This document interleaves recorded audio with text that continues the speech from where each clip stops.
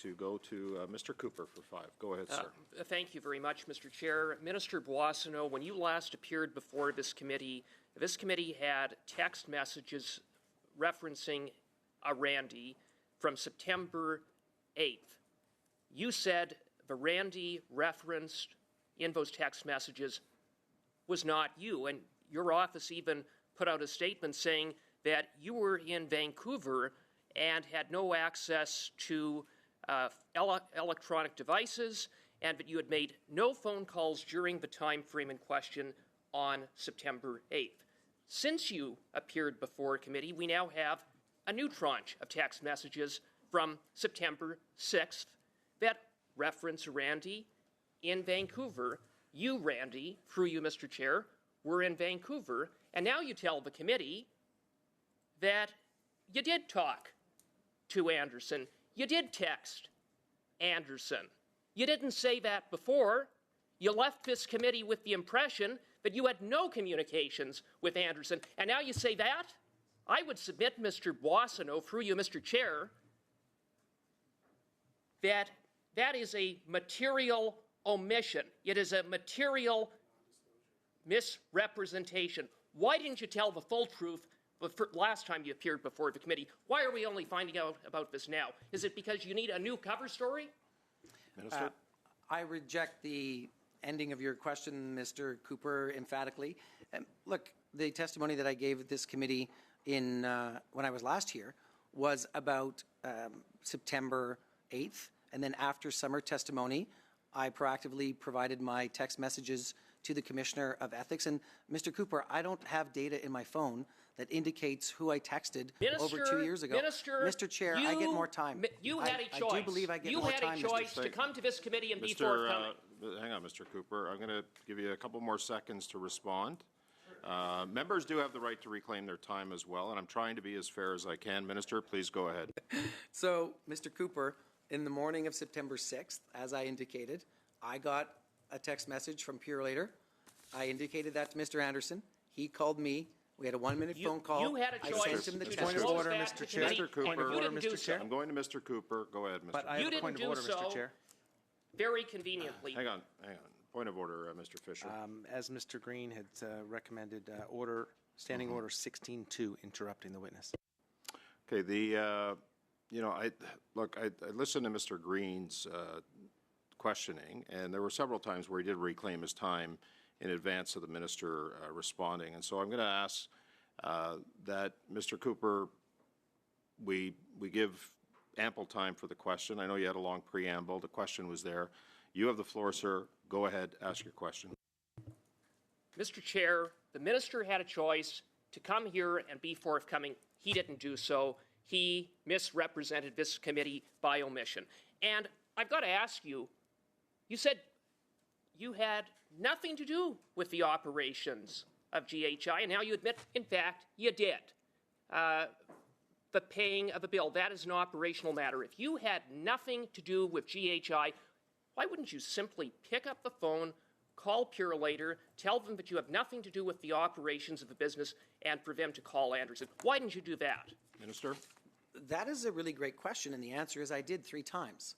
And it was a collections group of Purelator that I never contacted that still somehow had my information from their database. So, Mr. Cooper, you could have Mr. Cooper, let me finish. Mr. Boissonnault, why didn't you, at the very least, okay, just text him, say, contact Purelator. Why did you then pick up the phone? Isn't the reason you picked up the phone because you wanted to talk about the $500,000 shakedown? That's why you called Anderson, isn't it? Minister, go ahead, please. Not at all. That is simply false, Mr. Cooper. And as I've indicated before, I have nothing to do with the Gowie Group. I have nothing to do with all of those deals with Mr. Anderson took place after I was an operational member of this company. And I did text Mr. Anderson. He responded to me by telephone. I indicated to him that this bill was there and he should take care of it because I didn't want further text messages from Mr. Boissonnault, no one believes you. And after you materially misled this committee by leaving out a material fact, you've lost any benefit of the doubt.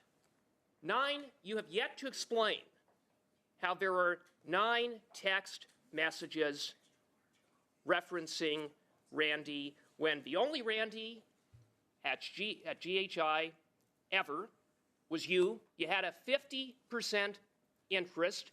You have a text message placing you in Vancouver. You were in Vancouver. You've now admitted that on that very day you spoke and texted with none other than Anderson, which you weren't forthcoming about until you had now no choice because you want to cover your butt. And so, very simply, Minister Boissonnault, do you think Canadians are stupid?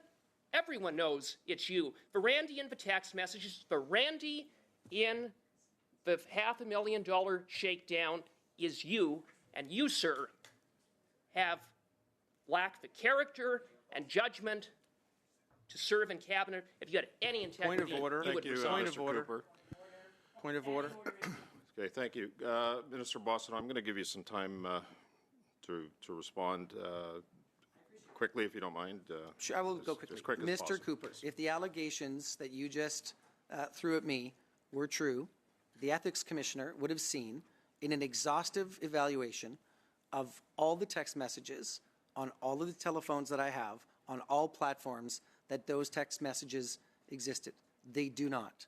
I am not the Randy in question. The Ethics you. Commissioner has said so, and he considers No this one matter believes closed. you. Thank you. Thank you. We'll carry on with Mr. Villemure for 2.5 minutes. Excusez, Monsieur Villemure. 2 minutes et demi. Commencez, s'il vous plaît. Merci beaucoup, Monsieur le Président. Thank you, Chair. I will be ceding my time to Mr. Matthew Green. Mr. Green. Chair, Mr. Boissonnault, you've stated that many times that the Ethics Commissioner cleared you 3 times, not once, not twice, but 3 times. You would also acknowledge in order to open up an investigation, the Ethics Commissioner would have to have some kind of reasonable grounds to even embark on something so as it not to be frivolous or vexatious. Would you not agree? I understand that that's the process, yes. So in that process, while you say you've been cleared and it's been closed 3 times, it's also true that every time something's closed, new information comes out and you're back in and under investigation of the Ethics Commissioner. I'm not sure it's actually called an investigation at this stage. He asked me for information. You can save the semantics. The point is that a case was opened, it was closed, another case was opened, it was closed, and it's because the Ethics Commissioner has no real legal authority, investigative authority, to take warrants or subpoena or use anything that could get beyond voluntary disclosure. Is that not true? No, if the Commissioner of Ethics asks you for information, you comply. It's not You optional. voluntarily give it to him, correct? I would have to ask my team and look at the act as to what the penalties would be for noncompliance, but I take my responsibilities very seriously. And Well, I do the think penalty for even, being in violation is only $500. So I can't imagine it's material when you're in an industry that you're getting a payout of $250,000 a year. And now you've said that you received no earned income, no dividends. At any time, did you loan money to the company? no, There was never any shareholder loans? no. Okay. So with that being said, during this process of the Ethics Commissioner's, I'll call it a review to be charitable to you, review, you stated that he, emphatically cleared you, and then you went on to state that he does not have any information before him, and it's on the basis on the information you've provided.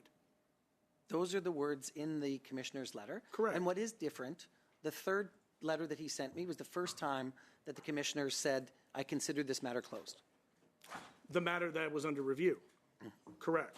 But I think we can all agree that he has no authority to do, or resources, quite frankly, to do the work that we've witnessed the media do, which quite frankly has gotten more information and disclosure that has resulted in additional, I'll call them reviews. I say investigation, I'll give you review, not once, not twice, but 3 times.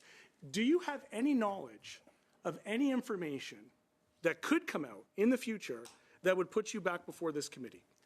I do not, Mr. Green. And look, I said to Mr. Villemure in French that we do have one of the most robust ethics and conflict of interest systems in the world. And we go through a lot of steps to make sure that we comply with the rules, and I followed those rules. And I think what is important to reflect from the 3 letters that I've received from the commissioner is that every single time he's indicated that I've followed the rules. And in the last 2 issues that were related to text messages, he indicated very clearly that I had no operational role in the company, which is what I've always asserted to this August committee. You would agree that dealing with matters of outstanding bills is an operational feature? No, I did not settle a bill. I informed Mr. Anderson that I received a text from Peerlater.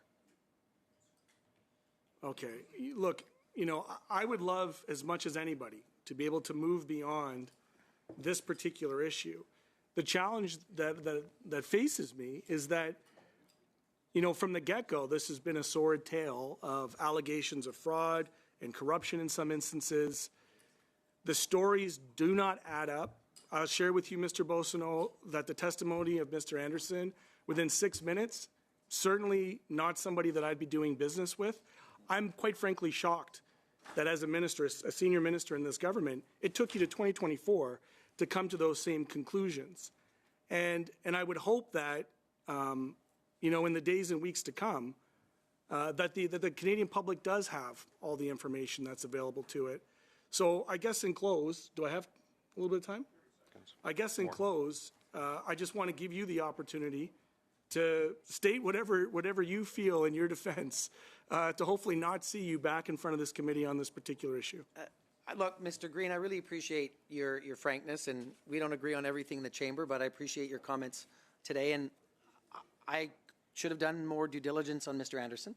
And in hindsight, I would not have gone into business with him if I had to do it over again. And I was dismayed by his testimony. And quite frankly, I regret all of the time that officers and members of Parliament have had to spend on this matter. And with your good graces, we could put this behind us. That's entirely in your hands. Thank you, Minister. Thank you, Mr. Green. We're going to go, sorry.